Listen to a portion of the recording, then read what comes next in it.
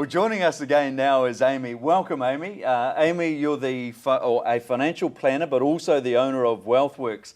And we had a really interesting chat about the equity people have in their homes, literally the wealth that's tied up behind the walls, releasing that and then getting some capital gain out of it. Can we pick up on that point and now talk about how do they do that? How do they get a capital gain? How do we find capital gain? Yeah. Well, look, there's two key things, I guess, for people to consider. Okay.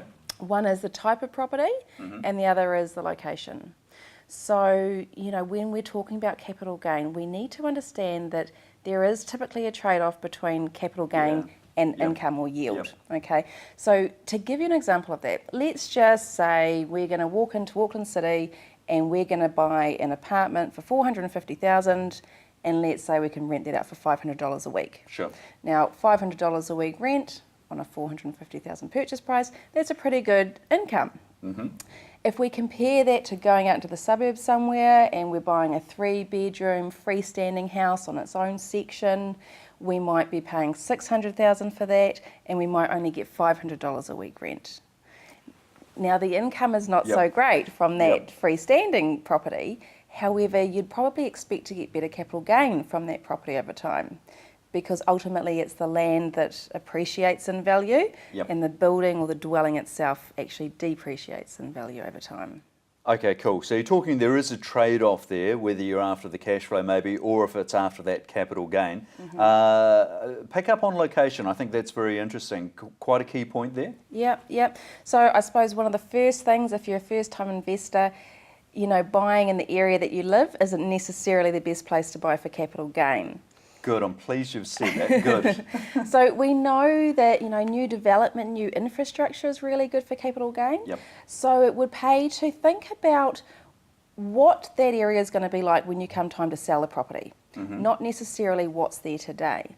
Now, if you know that there's new schools coming, new shopping malls, new employment, new roading, all these things are really good to create good capital gain over time. So, think about what's going to be there later down the track. Because you, right from the start, you've said, and the greatest people will always say this, it's a long-term plan, isn't it? We're not in and out, we're not flipping.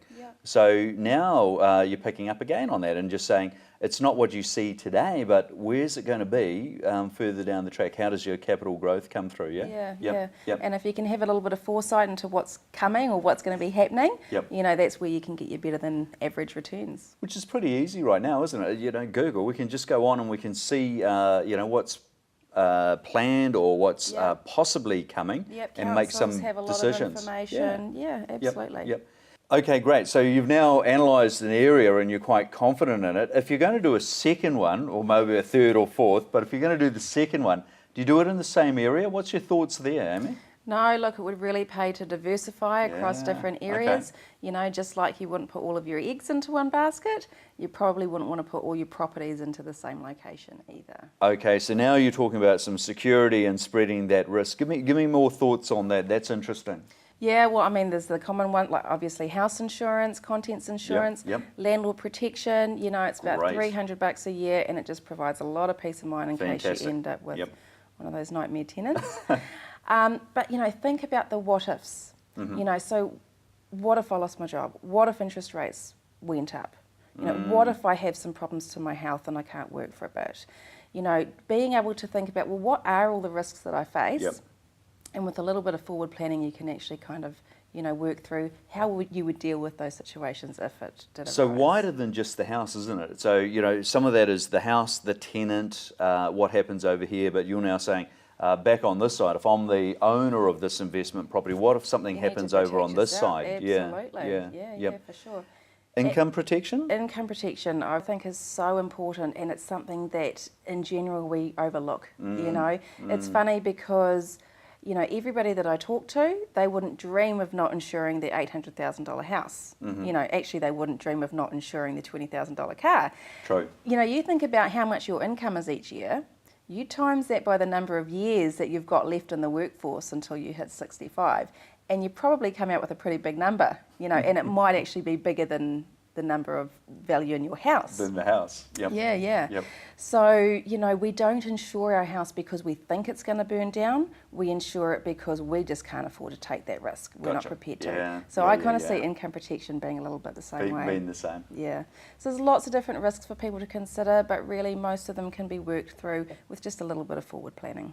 Fantastic. Amy, so valuable, the information. So we're aware there can be a trade-off between the yield as opposed to the capital growth in the property. Yep. That's going to tie into the location on the property.